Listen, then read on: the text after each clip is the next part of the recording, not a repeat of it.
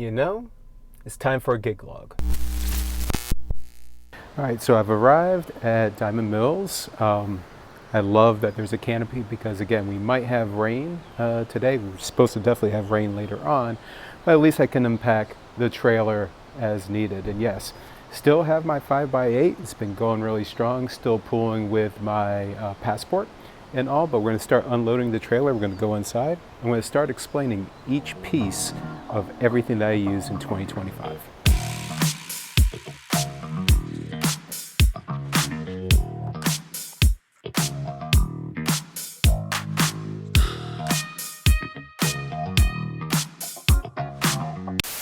And you'll see right here on my right hand, I have an Osmo Pro a camera.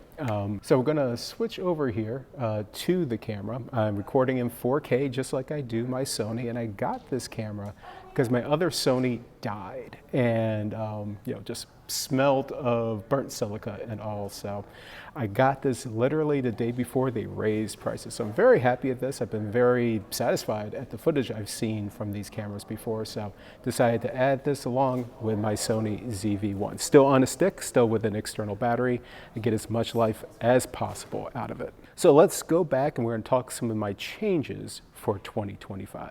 All right, so this is a little bit different than what I've had before. I built this surface recently. Basically just wanted a cleaner look up top. I can, of course, put my, my iPad here and control everything. Still have the M1 MacBook Pro, 16 gigs of memory.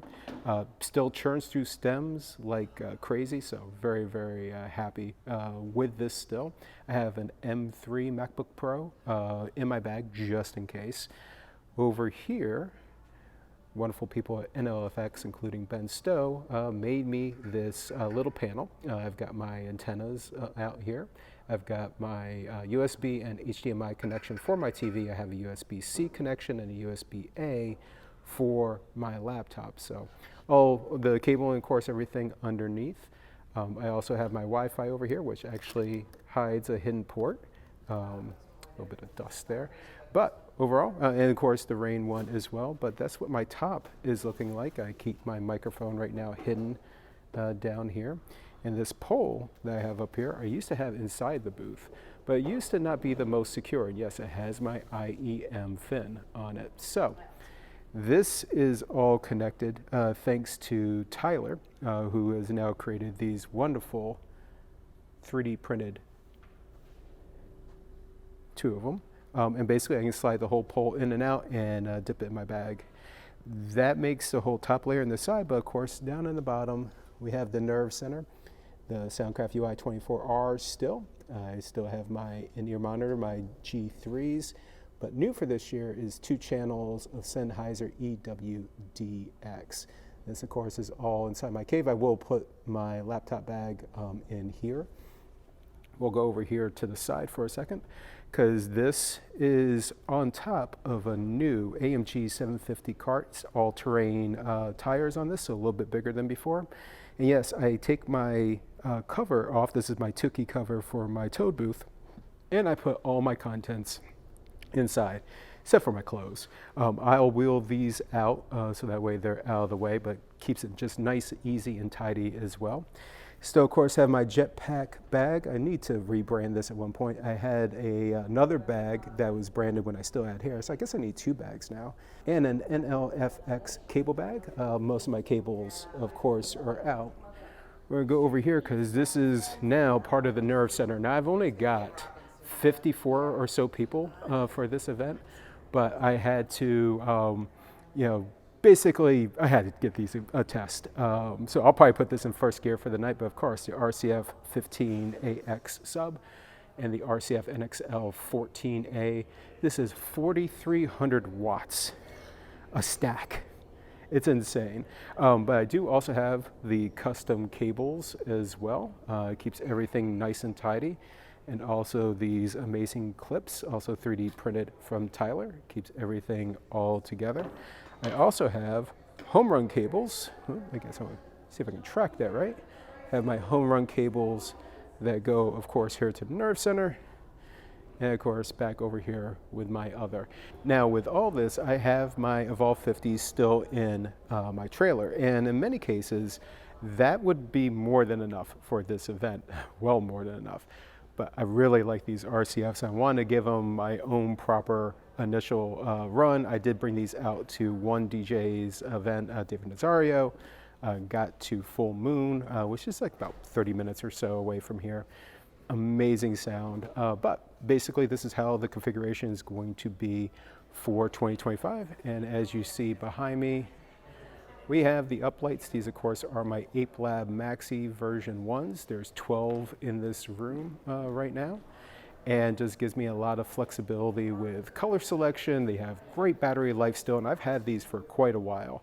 But that's kind of it for the reception side. Let's step over now to the ceremony side. All right, we're now over here to my ceremony side. Let me flip the camera and show you what we got going on over here. Of course, we have a nearly identical setup, my in-ear monitor, my UI24R, far more mics. We have up to 8 channels. I'm just using 3 today. So I've just connected 4 in total on my XLRs. Of course, all custom cables by NLFX. If we look up here, yay, another in-ear monitor fin. And we also have our directional fin from RF Venue. That all shoots down to where everybody will be. And we'll go check out the speaker here in a second. I also want to make note of my wireless box. Of course, it's my DeWalt box. Not much has changed in here, although I do have a cutout now for my fin over in the reception area. And I do roll this back over in the reception when everything's done. Then, of course, all my other mics, my in-ear monitor packs as well, all my additional handhelds. Keeps everything nice and easy. And I have everything staged for my Efficient with a Countryman B6 mic over here and a ME2 Gold from Sennheiser, both with their appropriate EWDX packs, and of course my iPad to control it all. But that's it. And of course, my custom cart in itself with the big wheels is very nice and handy, but I've loved the setup since I've built it, and it's just been super, super solid. But I can keep this, of course, in the corner. I do not have to be here to manage it. I control everything by the iPad. Normally I do hook it up to battery power, but since I'm so close to shoreline power, I just powered it in through there. But that's it for ceremony. Oh, you know what I should really do? Let's go ahead and let's look at the speaker. So we have one eVerse 8 over here. It's such a small crowd today, really only needed the one. I put my in-ear monitor pack. It's actually on some tough Velcro over here. Of course, another custom cable. Get lots of life out of this. Typically, I would set up 2, and in reality, I would really like to have 3 or even 4 eVerses. And I'll eventually buy 2 additional. I used to have my Mauis. 2 of them disintegrated last season after using them for a very, very long time. But in the end, I will get an additional, but I'm going to use my other eVerse to initially cover the foyer area as we do pre-ceremony sound and all that. But that's it in a nutshell. Typically, we're actually outside by the waterfall. It still may happen today if it doesn't rain. The good thing about my ceremony setup is I can literally roll it out in just like 2 minutes, get everything set up and be ready to go. Real convenience of having everything on wheels. But on that note, it is now 1:44. It's about 45 minutes before guests starting to arrive. So I'm going to start to get changed and all that, and we'll get into true gig log mode. All right. So Nicole and Michael have prepared their vows, which they're going to share with us today. I want you to go first. I just want to make a really quick note here, because the officiant, as soon as she says this, she actually moves to the far right and stays out of the focal area of the ceremony for the remainder of the ceremony. So if you only are microphoning up the officiant, you would be stuck in this case. And I happen to, of course, mic up the groom, and in many cases, I'll mic up the bride as well. Just good to have the audio. It's good to have the backup if we were outside. There's a big, beautiful waterfall out there. I need to mic up the bride in this case as well to overcome that sound. But very, very important to always have at least 2 microphones up there, because if you're in this particular scenario, you would have been stuck. And Nicole, by the authority that's been granted to me by the state of New York, with a full heart, much pride, I have the very great honor of pronouncing you, husband and wife, seal your vows with a kiss. Ladies and gentlemen. All right, so ceremony is complete. We're well in our way of cocktail. We'll be bringing people in here soon in this location. I'm trying some face detect on this Osmo to see if I like the whole pan and scan. Ooh, it's magic. But anyways, just cool day. I do wish the weather was nicer outside though. Just simple day. Big alternate fans, so I've been playing a lot of everything from 10,000 Maniacs to Gin Blossoms and whatnot. That's been the cocktail vibe. And actually even pre-ceremony as well. Tonight's gonna be a bit of a mix of 80s, 90s, a little bit in the 2000s as well. Be interesting to see. With 57 people, it's always a bit of a challenge to get those smaller groups dancing. But I think we might have some luck tonight, but we'll see. It's Sunday. That's always another challenge as well, but we'll see how it goes. For you.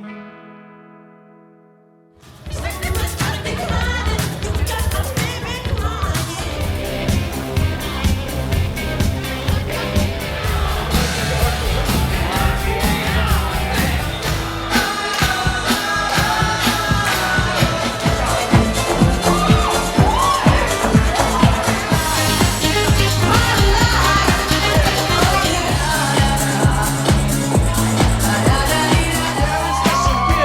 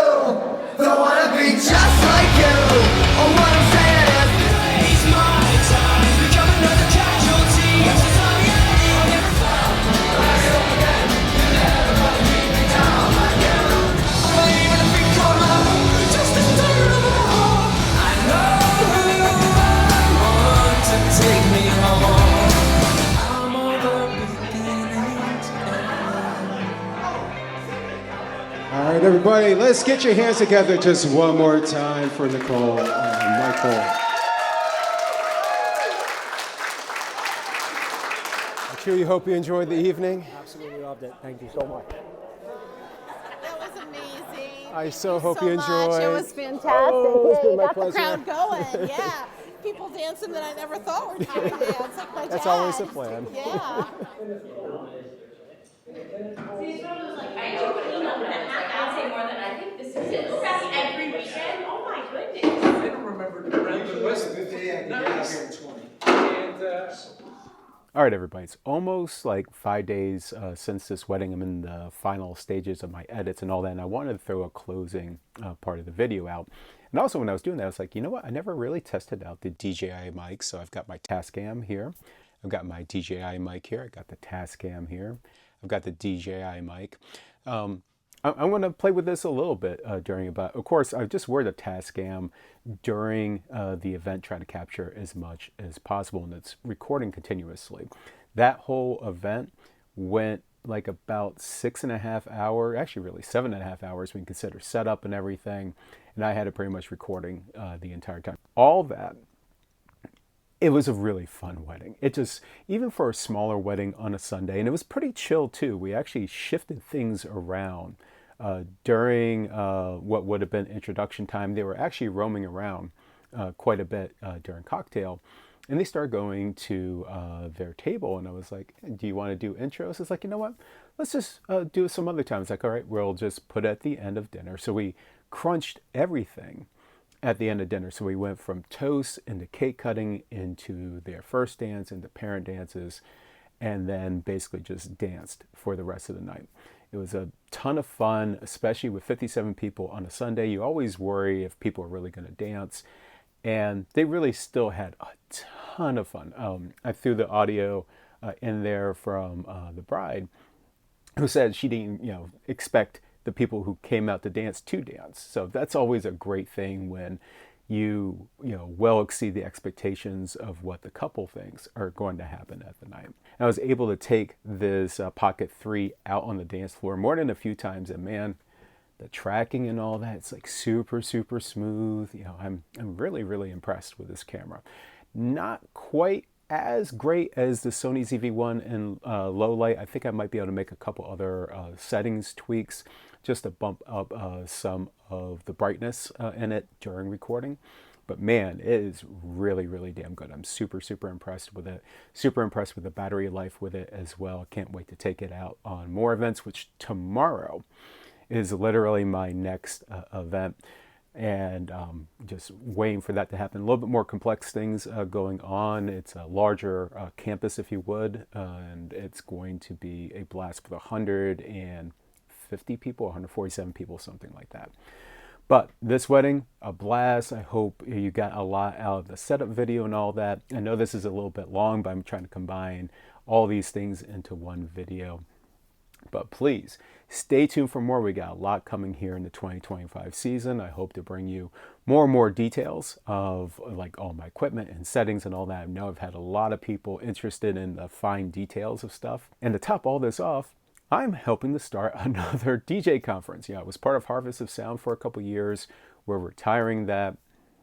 And we're going to be in Syracuse on Indigenous Day, Columbus Day week, and also in the middle of processing all that. So hopefully, if you're a DJ, get your tickets there, because we've got a lot of just interesting things going on at DJ Assemble. It's October 14th and 15th. Of course, preparing for other shows for the year. I always attend DJX. August is already on my mind on that. So many other things going on, but hey, life of a DJ. But I hope this was a very informative video. Definitely stay tuned for more.